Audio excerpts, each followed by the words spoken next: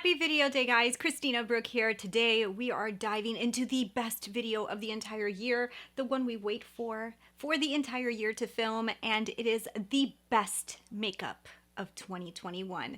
So I searched through everything, and I'm going to be a little bit harsh this year. Like, there was stuff that released that was good, definitely good makeup, but I looked for things that I thought were the most unique, best quality, most used, like just pieces that things that I just literally think that formulation wise, concept, everything was like spot on. So that's what I did. So I did narrow this down to not make this like a huge video of this is amazing and this is amazing, because I'm going to be honest with you guys. A lot of stuff that I tried this year I liked. There was a lot of good releases. I think I made good decisions in purchasing, especially eyeshadow palettes. I purchased things that I knew already I probably was going to like because of Make Up Your Mind.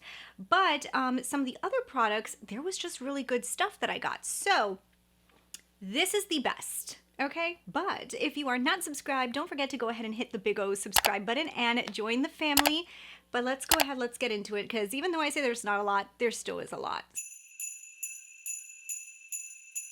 All right, so let me start off with some foundations, and I'm going to start off with my favorite one because you guys already know this, LYS. This was the best foundation I found this year. It's the Triple Fix Serum Foundation.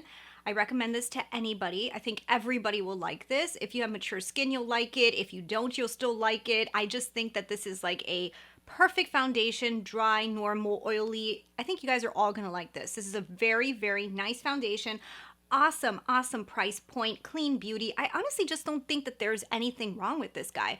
This is a amazing foundation. Very, very good quality. It also has skincare infused in it, and I just think this is worth a shot for everybody. I wear it in MG5. I talk about this one nonstop because it really is that amazing, and I really wear this one every single day. I mean, you guys can tell by this bottle. I bought this year. There is only a few pumps left, and I already have my brand new replacement of it. So it is that good. It's that good.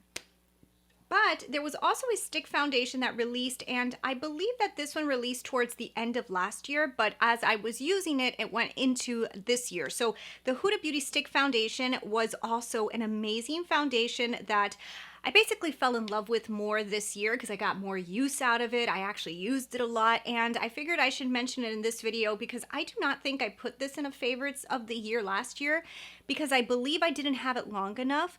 I knew I liked it last year, but this is such a good stick foundation, and it's one of my favorites. So besides the LYS, if I want something with a little bit more coverage and I'm gonna be on camera, or I just wanna look good, especially on camera, this has a beautiful, beautiful skin-like look that looks great in photography. So this has been a very, very useful stick foundation to me. This one I wear it in Latte 300N. Same thing, mature skin will love it. I don't think that it looks heavy. Both of them are like medium coverage foundations, and I think they're both phenomenal. So those are the only foundations that I like this year. And I was very picky just because that LYS one was so good that I don't really think anything else that I tried lived up to those. Now, when it came to concealers, I don't think I tried many this year, but one that I tried that is a disaster in its packaging, and I've told you guys this before, the Item Beauty, this is the Air Hug Concealer, is so good. I wear it every single day, but the packaging is faulty, and I've said this in a lot of videos. For some reason, it just leaks everywhere. Like, I cleaned this 2 days ago, and it is already a disaster. I don't know how the product comes out of this, but the packaging is a disaster. But the actual concealer is so good. So I would not recommend something that had a bad packaging design if the product inside wasn't this good, but I reach for this every single day. And I just like the way that it's lightweight under the eyes, but it still gives you coverage. It doesn't get into your creases, and it's really an amazing, amazing concealer. But somebody's got to figure out what the heck is going on with the component that it doesn't keep the product inside. But if you can keep the box like I do, it doesn't get as messy. But yeah, it's definitely a messy product. When it came to powders, I'm not a huge powder person. I don't wear powder very often, But there was a powder that released this year that I love. So it's from Hourglass, and it was these Ambient Edit palettes. They already had one of these in their lineup, which was the Volume 1, and it was too light for my skin tone. Volume 2 released, and it was advertised as more of a deeper complexion one, but this is perfect for medium skin tone. So if you have, like me, a light medium skin tone, this is perfection for you. And now they also have a Volume 3, which is for deep complexion. So I think this is a great palette. How I use it is I don't use this like a bronzer. I don't use this as just powders. I mix it all together and put it all over my skin. It gives you a nice, beautiful veil like a powder would, but it gives you a tint of tan because of the bronzer. And that's the way that I use it. I still go in with a separate bronzer to give myself more of like that J-Lo tan, but this does not do that for me. This is more of like that beautiful veil, and I love the way my skin looks. I can't live without this. This is my second one, and I bought it this year, so it's that good. I use it every single day. I think you guys probably know it was good because they had the Volume 1 for many years and many people loved it, and I'm just so happy that they expanded it so that more skin tones can actually use it, and now they have Volume 2 and Volume 3. I think it's a great product. When it came to liners, Natasha Denona released the Macro Blade, and I really like. So liners are just so selective. Everybody likes their own kind of felt tip liners, and I know they're not the easiest to use, but I really love this one. I just like the wand on it. I feel like if you precisely put this on, you can do a really thin line. I like the flexibility of it. I love the packaging. It's just so, it feels heavy duty. It even feels cold, so like you can kind of find it in all your other eyeliners. I put my hand in and I feel this cold thing. Like, I don't know, it just feels like a machine. Like, I don't know, it's just such a cool packaging, and I just really like it. I think it's probably one of my favorite liquid liners because of the fact that it's just well designed. The whole thing is well designed, and I love the packaging. This is not going to like dry out. Like the way that this seals, I doubt that this liner will ever dry out, which is also pretty amazing. She also released her Macro Tech liners, which I love. These are the regular pencil liners, and these are really good too, guys. I'm really enjoying these. I use these mostly on the waterline, and I smoke them, and they create that beautiful smoking under the eyes. I just love these.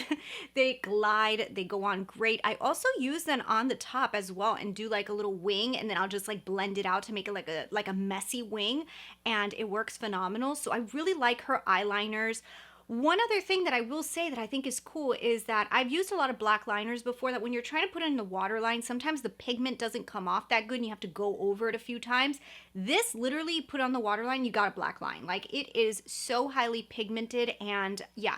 Natasha killed it with her liners this year. I think this was a great, great launch. Okay, so now this product is interesting, but I use it at a certain time. So this is not like a year round for me, but Anastasia released these really cool cream bronzers, and the one I got is called Golden Tan. What I love about this is in the summertime, when I've already got like this tan going, I put this on the rim of my face. Like, I'll put it like up on the forehead, then I'll put it like going down the cheekbones, and it adds this extra beautiful tan-like look that it is insane. When I used this in the summer, I loved the way my makeup looked. Like, in every single video, and I saw it was this, I was like, damn, that really does do a beautiful bronze effect. Now, when it's the winter time, when I'm already losing my tan, I don't love the way this looks as much anymore because it looks a little bit more fake. But when I have that real tan, this looks amazing. So this is like a seasonal for me, but I really love this. I think it's so, so good.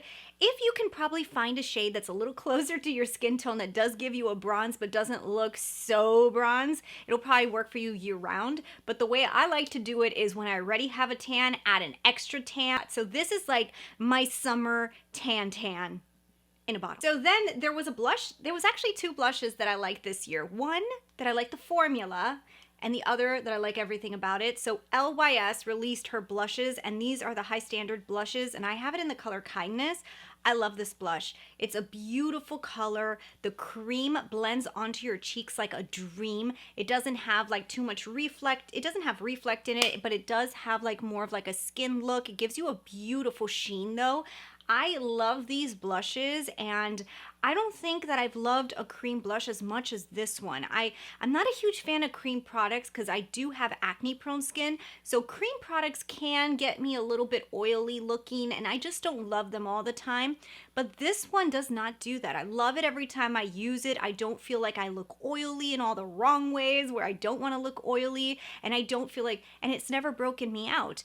It's so like, it's a cream product that I will put in a travel bag and take it with me on a trip, which is not something I would do with a cream product. It would be a powder over a cream any day, and this is probably the first cream that I'm like, yes, I kind of want to take that. So you know I really like it if that's the case, and I really like it. The other blush I want to tell you guys about is this one, and this is one that has grown on me, but I'm still not in love 100% with something about it, but I love the formula. It's the Pat McGrath blushes. So the one that I have is in the color Nude Venus. The problem with Nude Venus is there is little glitters in it, so when I put it on my skin, sometimes I could start to see the little tiny reflex that drive me nuts.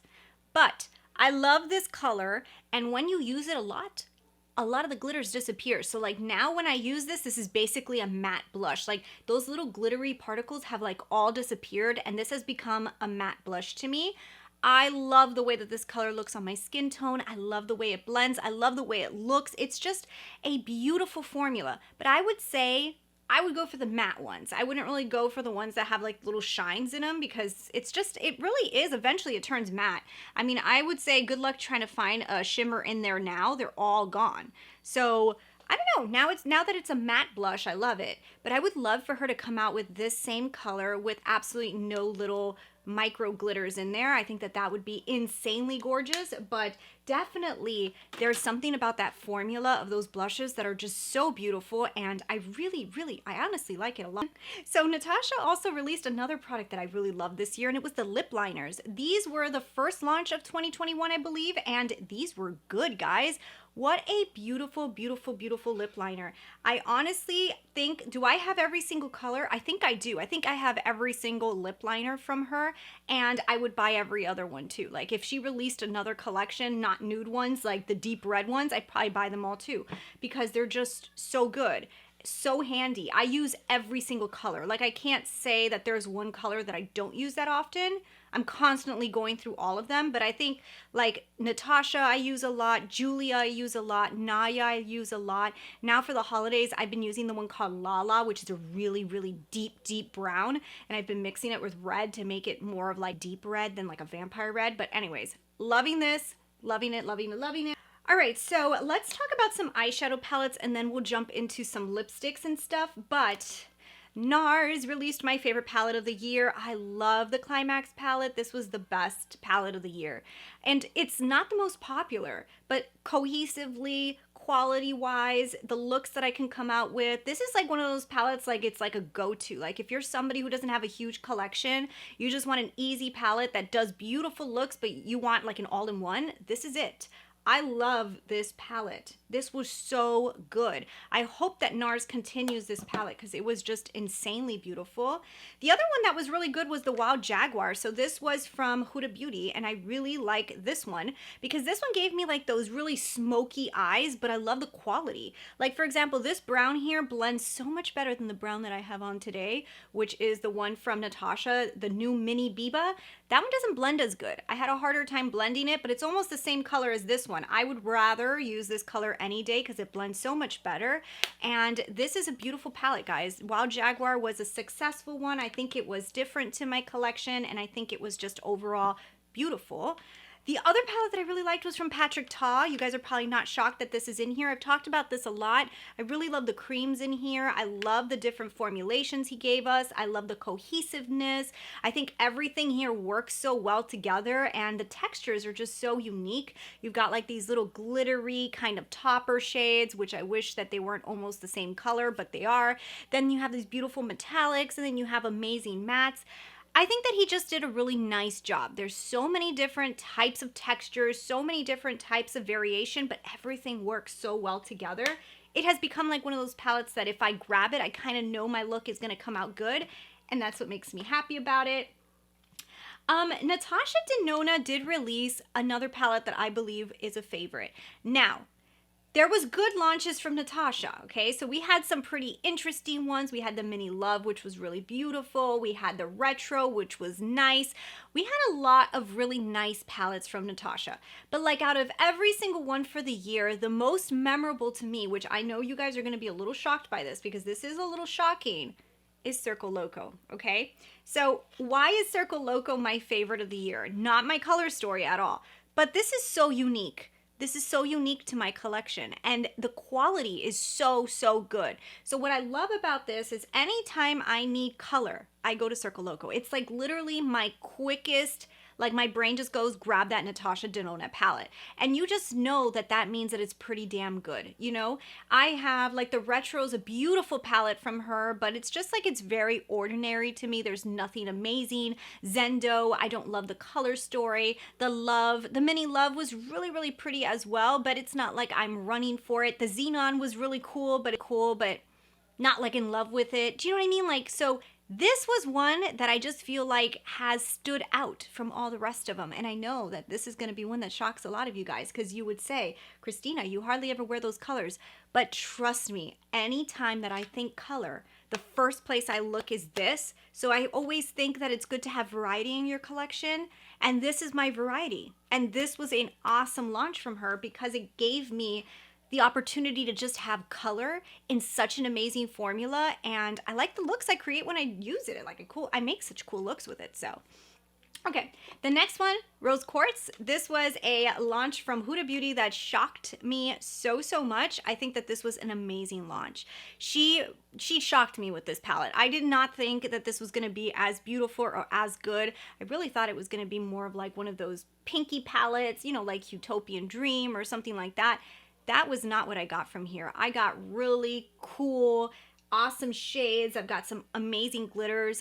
If you guys saw my 5-day challenge using this palette, I think you guys would see, like, I enjoyed using this palette. It made me happy to use the palette. So that is why it is here, because it really was one of those amazing, amazing quality and everything palettes that I just don't think you could go wrong with it.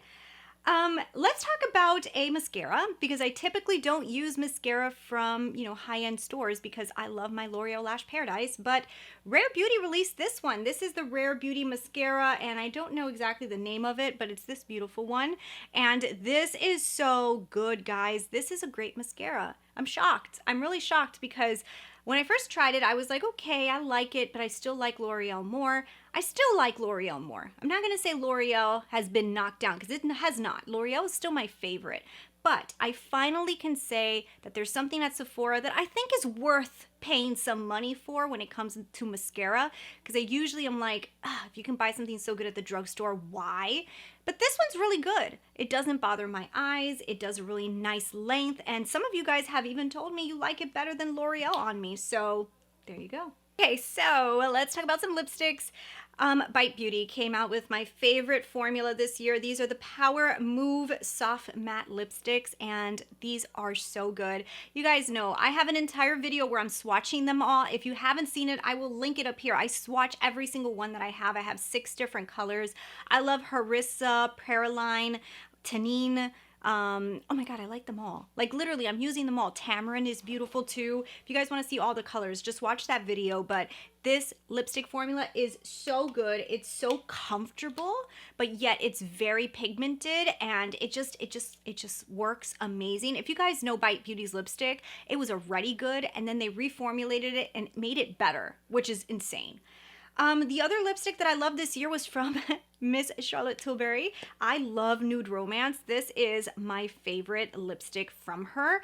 I love this color. It is like perfection. It's like that perfect nudie pink with a little peach in it that you can wear it like all day. Like, it's not like one that you need to wear with dramatic eyes or you look too washed out. It's not one that's too pink that it looks dumb to wear on its own.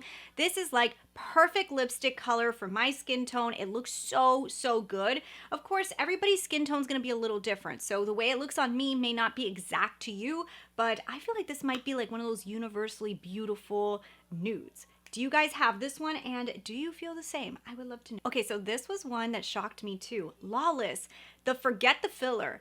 I can't live without this, okay? if I have any lipstick, which there's a lot of them in my collection that they just don't look amazing when you put them on by themselves, like the Makeup by Mario lipstick, which I have on today. It doesn't look great on its own because it needs hydration. This literally goes over your lips and kind of like fills in all the lines, and it literally feels like a lip filler. It does. And it's like a thick gloss, but it doesn't feel like it's gonna get stuck in your hair, but I love the way that this looks. If you can pick up the little mini set, if they still have it available, I would highly recommend it so you could try them and see if you like them before investing in the bigger tube. But I think you're gonna love this. This is such a good product. It does do a little bit of like that peppermint feel, but it is not stingy, and it doesn't feel like your lips are on fire. It doesn't do that real plumping thing. It's like more filler, like making your lips look filled than plumped, I think. So I really, really love this. And all the colors almost look the same. So I don't even know if you need to buy any color. I would just buy the one that's clear. Then Charlotte Tilbury released this. So this is from the Nudegasm. I thought I was going to return this when I first got it because I said, it's a contour palette, Christina. What are you going to use a contour palette for? I mean, you bronze yourself. Why do you want contour? I can't live without this now. What I do is I bronze my skin, and then I'll just use this contour and just add it right here and right here. And then now I use this and I contour the sides of my nose. I think it looks so beautiful.